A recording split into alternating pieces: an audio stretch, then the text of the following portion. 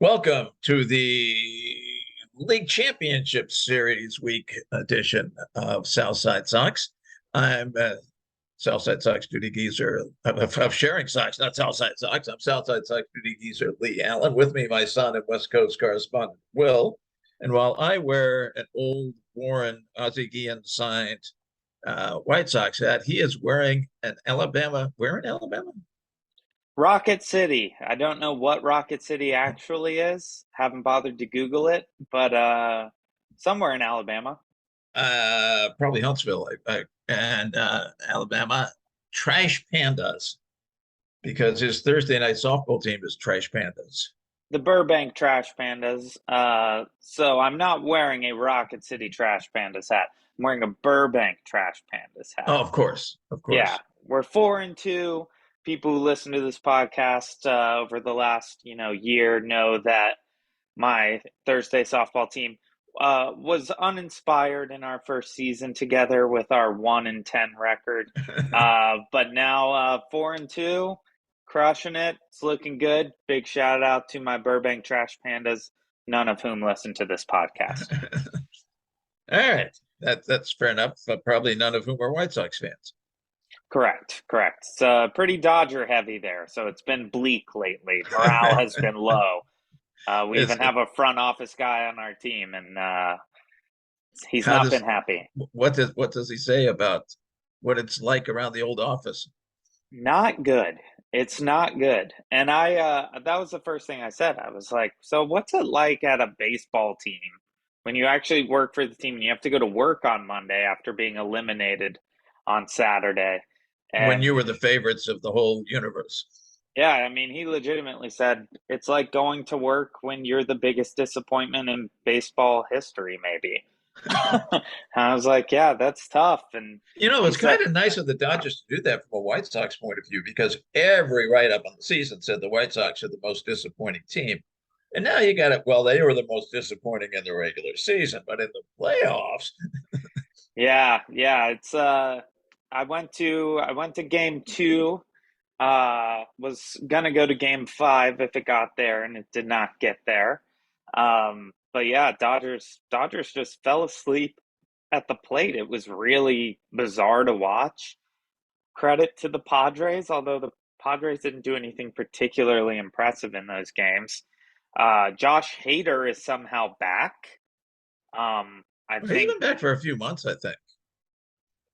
Last to couple months. To an extent, but not really. He's really just picked it up in the last month, and he's now looking like Josh Hader of May. I don't know what happened in that middle chunk of the season where he went from the best pitcher in baseball to the worst pitcher in baseball, and then now the needle is slowly coming back to the best pitcher in baseball.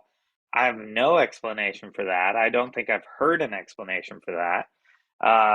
But yeah, the Padres are the Southern California representatives. I guess that's who I'm rooting for from here on out. I'm not particularly excited by the prospect of Manny Machado getting a ring. He's up there. Every team that's playing right now has at least one guy I can't stand. And with the Astros, it's no. Are you can't standing them because the White Sox were supposed to get them and didn't? Or it's a mix. I mean, usually it's a mix of that, plus they are sort of known for bad attitude and being a jerk, which is where my anti-Machado comes from. Although on the field, I don't see any bad attitude of Machado on the field. I mean, he's hustling all the time. I also think he's kind of turned a corner a little bit over the last couple of years. I think he's gone from being like sort of a bad boy, unlikable type to being more of a leader. And so I'm definitely rooting for the Padres. I don't love Machado. I don't love rooting for Juan Soto. Even though Soto's great, he just, it's just not a guy I'm ready to root for yet. I want to like the Padres so badly. I love you, Darvish. So maybe I'll get over it by the end of this podcast, and I'll go full blown Padres on this thing. Definitely rooting for them. Phillies, you've got Harper. I have such a hard time rooting for Bryce Harper. Again, it's kind But of he the sure same comes through. thing. He's a clutch player. I know, and a former mega jerk, maybe he's not a jerk anymore. I Oh, he find was it as a teenager, he was an incredible I jerk. But they find it mature. so, yeah, yeah, and I can't hate a guy who's different in his late 20s than he was when he was 19. I mean, that's every guy. I find it so hard to root for Kyle Schwarber, which is only because he I was on can't the do that Cubs either. World Series team. I And can't then do it. you get to the Astros where I think to myself, man, I can't stand any of these guys. And then you break it down player by player, and there's really not much not to like about these guys. They play better than everyone else, and it's really fundamental baseball that they play. I find myself not liking Kyle Tucker because his neck is so long, which doesn't seem fair. I find myself not liking Altuve because of the cheating scandal, which he maybe wasn't even really involved in. It's And was 5 years ago. it's very unclear at this point, and it turns out maybe every team was doing anyway. And the White Uh, Sox apparently were heavily doing in the 80s under the Hall of Famer baseball person. and how do you not like that pitching staff, which is just remarkable to Unreal. watch? I, Unreal. the best pitching staff maybe of my lifetime when you're talking about starters through the bullpen. I mean, it's an unbelievable pitching staff. The Astros should win the World Series. They should win the World Series. Let's be real. Then the Yankees are the Yankees, but this is like it's the honestly, here's my thing. You know I hate the Yankees. I've always hated the Yankees. I would almost be okay with this Yankees team if they didn't have Josh Donaldson because Good I point. actually really like a lot of these players. I like Aaron Judge. I think he's a great guy off the field. He's really great with kids. Stanton is apparently a good guy. Stanton seems like an awesome guy, and he's got the batting stance to end all batting stances. I would be so scared to face Giancarlo Stanton. You've got Nestor Cortez, who's one of the most fun pitchers to watch in all of baseball because he's all about the antics. He's all about mixing it up with 18 different delivery speeds. What's not to like about that? I mean, this is a Yankees Harrison Bader, who is just a baller. He is a ball player who looks awful without his facial hair, but is embracing it on the Yankees, where you're not allowed to have a beard and long hair. He's been huge. But Josh Donaldson, I mean, he's a top two player I like the least in all of Major League Baseball. So he's just ruining these Yankees for me. And, I would never cheer for the Yankees, but there was a world where, okay, if Aaron Judge got to win, I would feel okay with it because he is what's good about baseball. If you don't like Aaron Judge, you don't like baseball. He's a freak show in terms of his size and his abilities, yet he's still a good fielder. He's not just a You massive mentioned bat. the fielder. I, and it's my own fault, just kind of picture the Yankees, and I guess because of history, well, and also hitting all the homers this year, it's just these great big lugs, base to base, one at a time, homer hitter, lope around the. They're the number one fielding team in baseball by every category of Fangraphs or Baseball Reference. They're number one, whether it's Uzer or Artot or defensive run saves or DEF. They're the best, and that just amazes me. But that shortstop, wow, the Yeah, the it two rookie shortstops last night put on a hell of a show. yeah, it's pretty I should say exciting. we're recording this on Friday, so we're talking about Thursday night game two, and where we are is 1-1 in the National League, and the Astros up two in the American League. Should point that out, I guess. Yeah, I mean it's a Yankee team that's sort of defense forward, which is shocking and has some great pitching. The pitching doesn't, as we're already seeing, stack up against Houston's. Houston's pitching staff is just one of the best ever. I mean, they across And the the board. Astros have great defense. They're right behind the Yankees. It's the Yankees, the Guardians, and the Astros in the American League as the primary defensive teams. I mean, both teams have one defensive liability, left field. they both have one defensive liability. With the Yankees, that's probably going to be Giancarlo Stanton out there, who has actually started playing some very good left field in Houston. It's Wednesday night. He made a great grab going back. Oh, where he knocked out part of the scoreboard because Yeah, he's a yeah. monster. Yeah, I mean he's playing well. It helps, and I think the announcers talked a little bit about this. It helps being a bad left fielder in Houston because anything hit over your head's a home run. So those Crawford boxes are such a gimme for home runs. It's very easy to just play sort of with your back against the wall and just play everything forward, which helps a lot. Jordan Alvarez being the defensive liability if he's in the field and left field for the Astros, but he actually hasn't been playing that terribly out there either. So they're fielding exceptional center fielders and right fielders. The left fielders are stepping up. The infields are spectacular. And we're seeing, I mean, it is the matchup we knew we were going to see in the ALCS. After we learned in, I don't know, April that the White Sox weren't going to be any good. We knew that this was likely going to be our matchup. So I guess the baseball gods are saying, we'll give you what you expected in the AL and in the NL. We'll give you the exact opposite. I I just will say this. One reason for particularly rooting for me for the Padres and the Astros is it means that the Phillies and Yankees fans don't get what they want.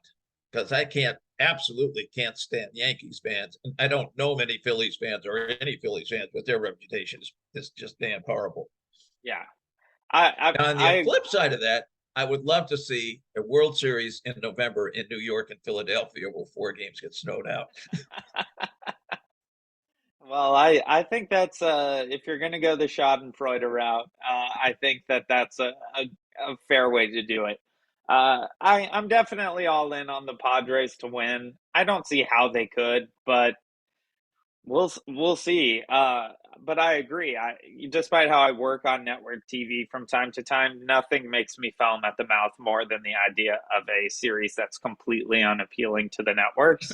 So Houston and San Diego is what we're looking for there, because I think the networks are praying with everything they have that it will be Phillies Yankees for the sake of the markets that tune in to watch these things. I mean, Houston has a pretty huge fan base at this point, but they lost a big part of their fan base, so they're not necessarily an appealing team nationally. The Padres have no national appeal outside of a couple stars.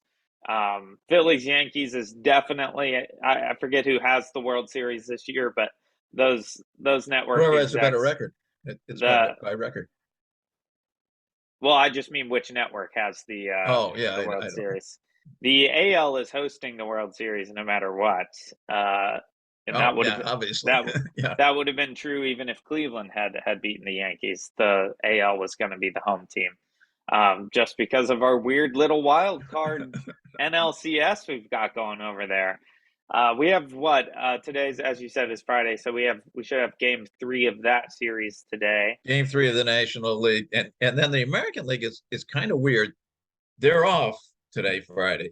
But then because they got backed up with the 2 rain days in Cleveland, they play 5 straight games, which really Really? plays funny. Yeah, it's going to play funny things with your pitching, which means if Cole pitches, he'll pitch game 3. Uh, he only has 3 days rest. Should there be a game 7? I'm sure they'll bring it back on 3 days rest, but still, it's a different situation than you would normally have because you'd normally have another day off in there between games 5 and 6 for the travel time back. Well, Houston has broken the trend of road teams dominating in this postseason, but uh, I don't see a world where we get to a game 7 just because I don't either. I Houston's think the kind of Yankees may going through win the game. I think Rolodex. Cole may win game 3 because you're going number 3 against number 1 at home. I think that's very For probable. sure. The only thing I would say for that is Houston can throw They have a couple options. I don't know if they've declared who's throwing yet Well, tomorrow. McCullers is a great postseason pitcher. And that's the thing. You've got two options who are both number ones on many teams in the majors. So game three, I think we'll see. We'll see what happens. I would be shocked if Houston loses that series at this point. I think the NL series is way more of the what's Well, going on here, what's going to happen. I haven't looked at 538 since Houston won last night. They were already 2-1 favorites before winning game two. I'm sure they're like 80% favorites now or something. That they have the National League Series is an absolute 50-50. They can't make up their minds. The computer can't make up its mind. Which, as we learned from our 538 guide, baseball is the closest of the sports that always comes down to essentially about 50-50. We're definitely seeing that in the NL right now. Two wild card teams that could win, could lose, don't know, have no clue what to expect. They've both thrown their two aces. So I really have no idea what to expect for the rest of the Padres-Philly series. I think there's a chance we could get some pretty high-scoring games 3 and 4, which is kind of exciting. But yeah, we should take our break here, though. Come back, talk about the Chicago. Hold on, let me check my notes. White Sox. I've heard of them. Are they AA? I think they're AA. This year, yeah, they've been AAA but got relegated. Yeah, they got sent down. That's always rough. So stick with us, and we'll be right back on Sharing Sox.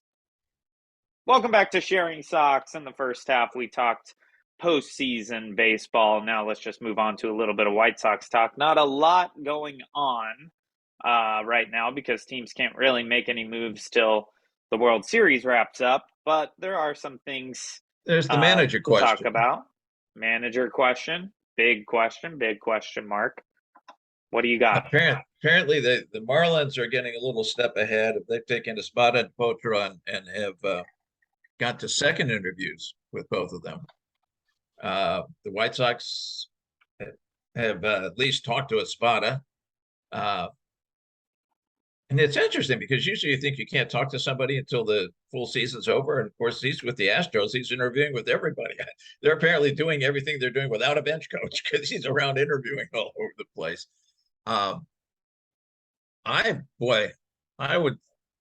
The idea of a bench coach from the Astros who's learned at the side of Dusty Baker and learned what a really winning team can be, that's pretty great. On the other hand, the bench coach of Tampa Bay does it with no money. That's pretty damn impressive too. I think either one of those would be terrific, and that would be learning under a younger manager, but a great one in Kevin Cash. So, I kind of hope it's one of those two. Other things that around Washington is bandied about. Willie Harris has popped up as a name on occasion. He has managed in the minors for the White Sox. I'd like somebody who is not really sure what park the White Sox play in. I mean, I just want somebody away from this organization. Yeah. And they've done it. I think they're going at it backwards. I think they should have fired Kenny Williams first, and then Rick Hahn, and then the manager, and worked their way down. Of should have fired Jerry first, but that takes a while. Now that Williams and Hahn are going to be there. That no matter who the manager is, he's got a piece of crap general manager going to screw everything up. They've already got $148 million obligated for next year. That's with no Jose Abreu. Wow. So, yes, Hahn said the money would be spent. He neglected to say it would be spent stupidly, but he certainly did spend it as stupidly as you can. They've got 26% of that payroll is tied up in 5 relief pitchers. Wow. And so that's at least 2 of whom are useless. So that's Hendricks, Graveman, Kelly. Diekman.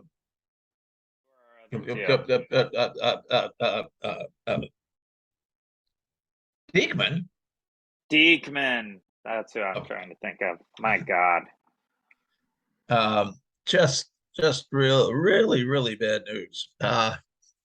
I mean, having money tied up, I think I've said this before on the cast, having money tied up in Graveman and Hendricks is kind of what you would expect. Having money tied up in Diekman and Kelly, whoa, boy, that is just not a good place to And be.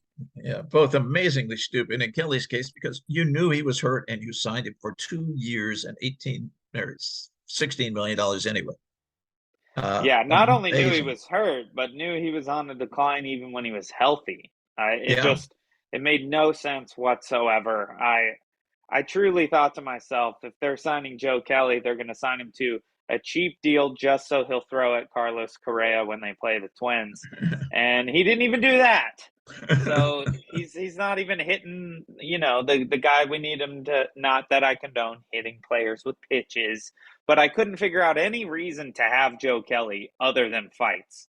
And we didn't even get any good Joe Kelly fights. So what a waste. Are what moves? What are the moves we can Well, make let's see what we the have. soonest? Yeah. There are two team options. One is Tim Anderson, no brainer, 12.5 million. The other, and I think they're going to really screw this up. I bet they do. And Southside Sox, each of us was picking one player to write about at the end of the season, and mine is Josh Harrison, who I really like. But Harrison's option, because he played so much, is at 5.625 million, but there's a buyout at 1.5. So essentially, it's costing them 4 million to keep Josh Harrison. Figure 4.5 million to a WAR, and I'm going to use baseball reference stuff. He played at 1.6 WAR, so he's well worth the money. Plus, he absolutely sucked in April and May, and from June on, he was one of the best offensive players on the team. He had 2 months where he hit over 300, June and September. In September, when they really needed it, he came through, and others did not. Yeah, I mean, But if you're not going to pick up Harrison's option at that price, I don't know who you're going to put out there for the my same bet amount of is my money. bet is they don't, and that Han will do this thing about it's going to be Romy Gonzalez and Lenin Sosa, neither one of whom. I think Gonzalez is not a major league player. Period. Maybe a utility infielder for a bad team, such as the Sox, but he's not a starter. He's not a major league starter. Not, Sosa yeah, may no way. Sosa may become one. Sosa may well become one. He ain't there yet. He's got another year at least to go. At least, yeah. Uh, but Well, those, that sounds like a I'm steak. guessing they don't pick up Harrison and they save the money again, and then they blow it somewhere. Uh, Of course, then in the White Sox eyes, we already have a second baseman in Leori Garcia. that's true, and that's the thing. Harrison would have had a fair amount higher WAR, If you except let him for the play. Hall of Famer baseball person's obsession with Leori, so that he didn't play very much. And then at the end of the season, I can understand that they wanted to play the young guys instead in the latter days of September just to see what they do like on a major league level. And it turns out they stink uh, for now. And then beyond those two, there are the arbitration questions. So where you can tender or not tender. Obviously, you tender Giolito, even though you figure he's going to make about 11 billion. Yes, he had a very bad year, but you don't take a chance of losing that because you're going to Yeah, lose yeah, Cueto. that's I think for the way he talked about this team, and it's interesting that the three players really willing to come down on the other players, were the three really veteran pitchers, Lynn and Cueto and Hendricks. They all were quite willing to say that this team is not really trying to play baseball player. And that's another thing I love about Josh. He loves baseball. You need somebody out there who looks like he likes the game instead of being forced out at gunpoint. Cease, obviously, you pick up that option. Lopez, definitely pick up that option. yeah. He had a great year. How much is that option? Do you know? Uh, well, of course, they're guessing because it's Yeah, arbitration, yeah. but the guess at MLB Trade Rumors was 3.3. So Oh, you well have worth to take worth. that. Yeah, yeah. Engel, interesting question. Uh, we have both always liked Adam Engel. He had a rough year. I mean, he even had a rough year defensively, which you don't expect. So Depends what they're able to do otherwise. But of course, you have to make these decisions before you find out whether you have any trades or free agents or anything like that. Right. What is the prediction for Angle? Do you remember? 2.3. Well, So that's half pretty war. low. I mean, I would pick it up. I think maybe they will. Kopech, that's a no-brainer. You take that one. Crick, no, you don't take that one. no way. Ruiz estimated at $1 million. I I mean, mean, for $1 million, that's almost minimum wage. But yeah. then you're obligated through the season, which you're not if you just bring a guy up from the minors. Um, Although there's something about if he doesn't make it to opening day, you only pay a certain percentage. I don't remember that. And the other one's Danny Mendick. Who's another guy they could say, well, we don't need Josh Harrison because Danny Mendick's going to be healthy again. Uh, and Mendick was hitting very well before he got hurt. He was a negative defensively, as he's other than this year when he was a Golden Glove finalist. He's always been a negative defensively. Well, we learned this week that the Golden Glove finalist game is very shady. When the third baseman for the Rockies, who leads the league in errors at third base, was nominated, and Manny Machado was not. So no clue what's going on with the Gold Gloves these days. That is a weird one, as it was when we saw Danny Mendick become a finalist and Yolmer Sanchez win one.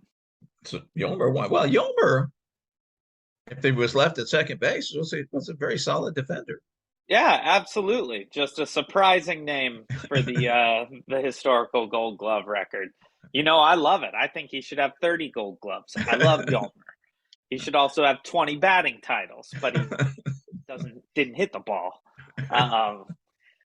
Yeah, I mean, I think, yeah, with a couple exceptions, you pick up all of those and just see what happens. Unfortunately, it's looking more and more every day through my perspective that we're going to see sort of the same team that we saw last year. You have no hope of getting rid of Grandal, just absolutely none. No, and the nobody will salary take Grandal. was 16, 18, 200 million, something like that. They're not going to eat that. They won't eat that much.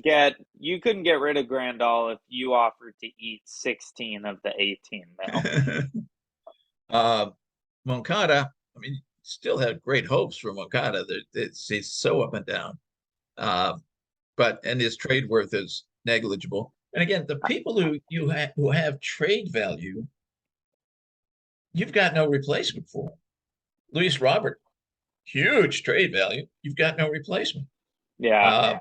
Jose, well, he's gone anyway. Eloy, even though he can't play the field, who really should play left field in Houston because there's not much room to cover out there. Right. Huge trade value because he's a really great hitter. But you get rid of him, and then we're back to putting Vaughn and Sheets and God knows what else. And I guess Pollock plays left and Sheets plays right. Vaughn plays first, and you're still the worst defensive team. I think basically what we're looking at for 2023 is you're going to bring back a lot of these same guys. You're going to have a new manager, and if these guys don't produce the way they should have in 2022 and did not, then we look at a major sort of rebuild scenario. And then you will be trading Luis Robert. You will be trading Tim Anderson. You will be trading Moncada. 2023 is definitely, this is Moncada's last chance, I think, at being a pro starter is what he will do in 2023. He's shown such signs of being great. He's clearly an athlete, but he's got to make it happen. And he's the second best defender on the team by DeBoer, second to Josh.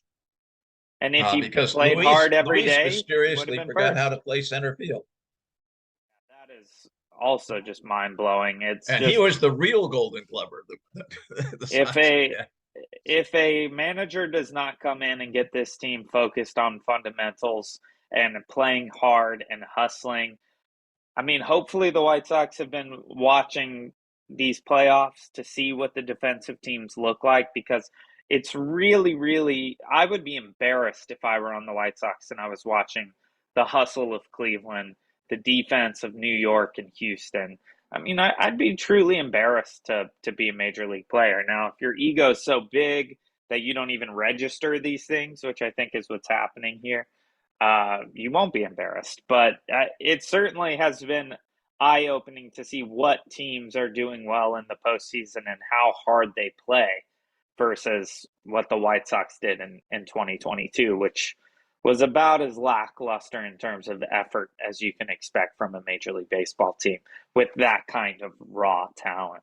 Um, but all these moves we're talking about cannot be made until after the World Series, which I still don't know who to expect there, as we talked about in the first half. But I'm excited. You know, these playoffs started off as maybe some of the most exciting and most fun of Well, my the lifetime. games themselves, even if you're not crazy about the teams that are there, the games have been really good. Yeah, they've been solid. They've been very solid. But some of those early games were just unbelievable. I mean, the 18 inning 1-0 game with the Oh yeah, Mariners, yeah. the That one day had to be one of the greatest days in baseball history. absolutely, it really was. So baseball is being kind to the viewers late in the year. It's been a lot of fun watching these playoffs.